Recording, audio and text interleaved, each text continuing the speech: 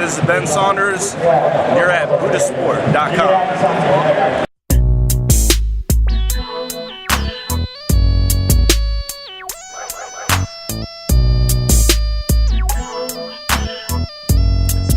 What's up, fight fans? This is Matt from buddhasport.com. I'm here for my UFC Fight Night 22 Palhares versus Marquardt predictions.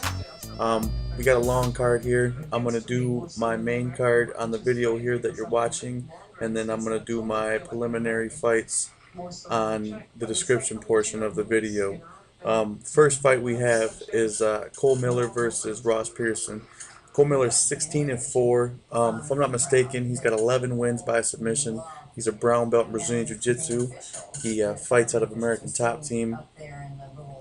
He's got notable wins over Leonard Garcia, George Gurgel, and Dan Lawizon, which is his most recent win at UFC 108 in January. And he'll be facing Ross Pearson, Ultimate Fighter winner. He's 11-3, fights at a Team Roughhouse. He's a brown belt in Judo, and he's coming off a win at Dennis Seaver at UFC Fight Night 21, Gomi versus Florian. But these two, it's really tough because it depends on which fight happens. You got the potential of two different fights here. Cole Miller, who's got phenomenal submissions and phenomenal jiu-jitsu. He's got a great top game. He's even good from his back. And then you got Ross Pearson, who's just a tough grinder, and he likes to grind out fights. He's got decent striking, good boxing, and he gets the job done. I could see him being too much for Cole Miller and kind of just grinding out a win, have it not be a very exciting fight. Some takedowns, some pestering striking, but I could also see the fight make its way to the ground and have Cole Miller capitalize and submit Ross Pearson. I think basically if the fight goes to decision, it's Pearson's fight all day. But if I think the fight ends early, I think it'll be Cole Miller. It's tough. I always like to go with one upset, and I really don't think this is an upset, but I think that Cole Miller is going to submit him in the second round. I'm even going to go so far as to say it's probably going to be by rear naked choke. So that's my official prediction. I got Cole Miller, rear naked choke, second round over Ross Pearson. Now we got Jim Miller and Gleason Tebow for my next prediction. Jim Miller, he is 6-1 in the UFC. His only loss is to #1 lightweight contender Gray Maynard. He's a black belt in Brazilian Jiu-Jitsu. Fights out of AMA Fight Club in New Jersey. Shouts out to AMA. They're affiliated with buddhasport.com. So big shouts out to them. He's got wins over Dwayne Bang Ludwig, Mark Bocek, Matt Wyman, and Mac Danzig. So he's a real tough kid. Him and his brother both got real solid work ethic. He's never gonna quit, and he's on a 4-fight win streak. His last fight was the Mark Bocek win, which he unanimous decision at UFC 111 in his hometown in New Jersey. He'll be facing Gleason Tebow, who is a Brazilian Jiu-Jitsu black belt, fights out of Coconut Creek Top Team.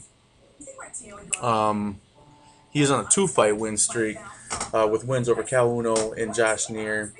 Before that, he dropped one to Melvin Gillard, and he think he beat Jeremy Stevens, and I know he beat Rich Clemente, and dropped a few other fights to Tyson Griffin, Joe Stevenson.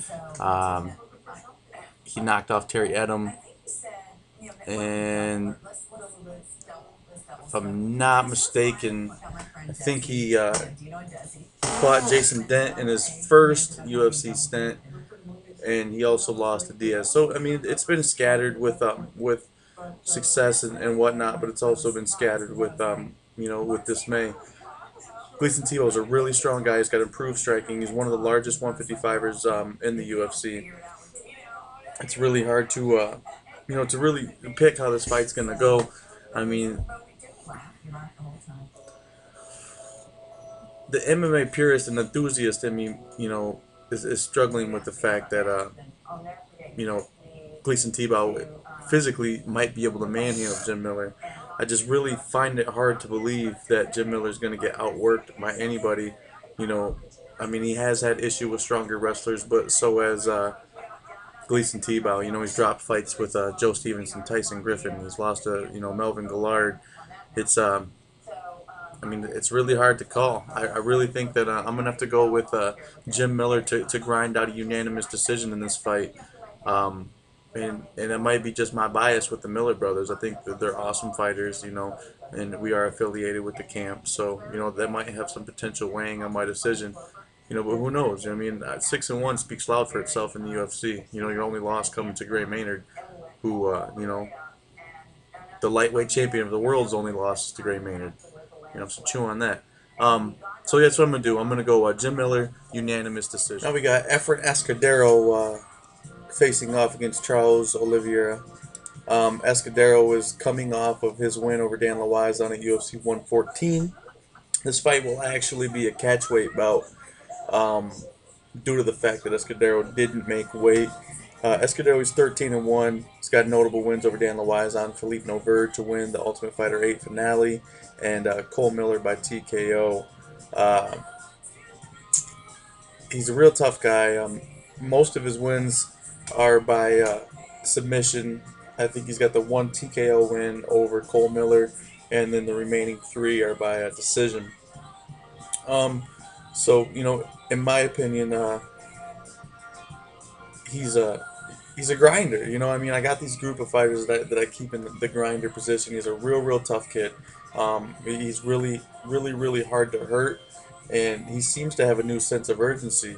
After not a great showing in the win over Dan Lawizon, in my opinion. Don't get me wrong, it wasn't widely publicized that he had a non-great showing. My vocabulary is fucked, excuse me. But to get back to the task at hand, before that he lost a fight to Evan Dunham at the UFC Fight Night 20, Maynard versus Diaz, in a modified armbar where Escudero suffered tendon damage. It was widely reported that his arm was broken, but his arm was never broken. So he's fighting Charles Oliveira, and this is a tough fight to call for the simple fact Oliveira, nobody knows how good he is. His first fight in the UFC was that UFC Live on Versus, Jones versus Matrushenko, where he submitted Darren Elkins in very quickly in the first round, if I'm not mistaken. He's 13-0 record. He had a not modified triangle. I don't know why I keep using that word. He had a triangle in, and he quickly transitioned to an armbar and received submission of the night. So I think that Oliveira is going to get Escudero in some positions, that could be detrimental to the, point of him winning this fight. But don't know a lot about this kid to where you can say it's going to happen for sure. I always like to go out on a limb. I said that my first fight was my somewhat upset pick, and this might be an upset too, since Oliveira is not as well known as Efren Escudero, who's won an Ultimate Fighter that's well publicized. I'm just not 100% confident in Efren Escudero's fights. For the simple fact, he didn't even take this fight seriously enough to make weight.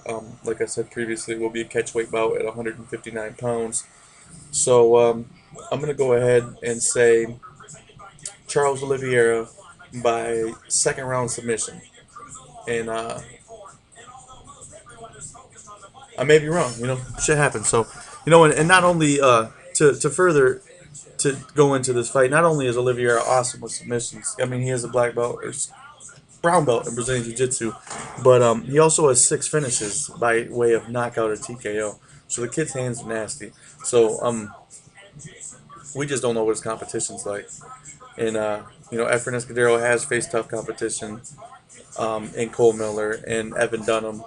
Evan Dunham's a guy that I think will soon have the UFC Lightweight Championship if my boy BJ Penn doesn't come back and regain his title. But I see Gray Maynard beating Frankie Edgar with his whack-ass land prey. And then I think Evan Dunham, no matter who he fights, whether it be Frankie Edgar or Gray Maynard, will submit either one of them. So, that might Who knows? Who knows? Who knows? Like I said, I'm expecting BJ to come back anyway. Big ups to BJ Penn for fighting Matt Hughes in the trilogy at UFC 123 in Detroit. I'll be there repping Buddhasport.com. I'll also be in Indianapolis at UFC 119 representing Buddhasport.com. And, back to the title at hand. Official prediction. Charles Oliveira, second round submission over Efren Escudero. Now we got the main event. It is Husamir Palhares versus Nate the Great Marquardt. Palhares is 11-2. He's got 8 submission wins and 5 of them via heel hook. He's actually just coming off suspension for his failure to let go of a heel hook against Tomasz Drwal at UFC 111, St. Pierre versus Hardy, and that heel hook was like 45 seconds into the first round. So this is his first fight back from suspension. He's a black belt in Brazilian Jiu-Jitsu. He trains at Brazilian Top Team, and he'll be facing Nate the Great Marquardt. Marquardt, who is coming off a very disappointing loss to Chael Sonnen, where he was absolutely dominated at UFC 109 in Vegas. Before that, he rattled off 3 straight wins to Martin Kampmann, Wilson Gouveia, and Damian Maia, where he actually knocked Maia parallel to the mat at a UFC 102 Couture versus Nogueira in about 21 seconds. This fight, it's a tough fight to break down. Marquardt's 30-8, but I mean most of his losses are to champions, #1 contenders, former champions. His last 3 losses are to Chael Sonnen, Thales Leites, and Anderson Silva, a fight in which he was absolutely robbed against Thales Leites at UFC 85 maybe. Before that, he hadn't lost since his Pancrase days against Ricardo Almeida. So, he's looking to work his way back up that ladder of title contention. And, he's got to go through Husamir Palhares to do it. And it's a tough fight to call. I think that Marquardt's going to look to keep the fight standing. And it's going to be tough. I don't think Palhares is going to be able to catch the heel hook on Marquardt. If he's dumb enough to take the fight to the ground, then I think he'll get submitted. But I think he's going to utilize leg kicks and a good stand-up game to keep the fight standing and grind out a unanimous decision. So my official prediction on the main event is Nate Marquardt via unanimous decision. Make sure to check out my preliminary picks in the description part. I'm going to touch base on one preliminary fight just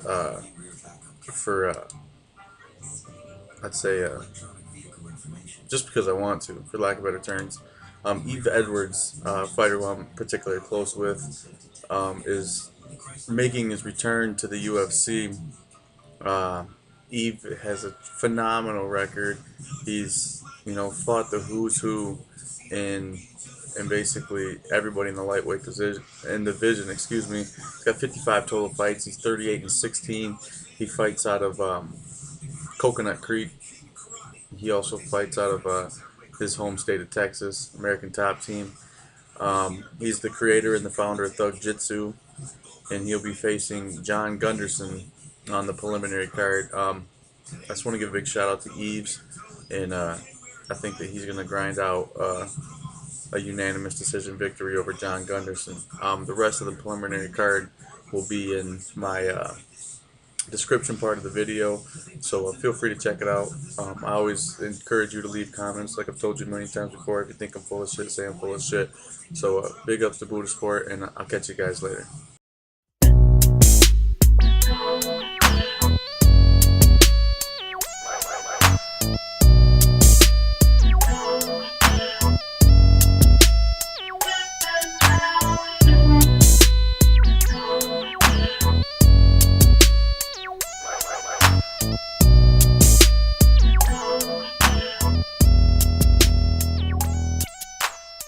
I leave 360 degrees and slide.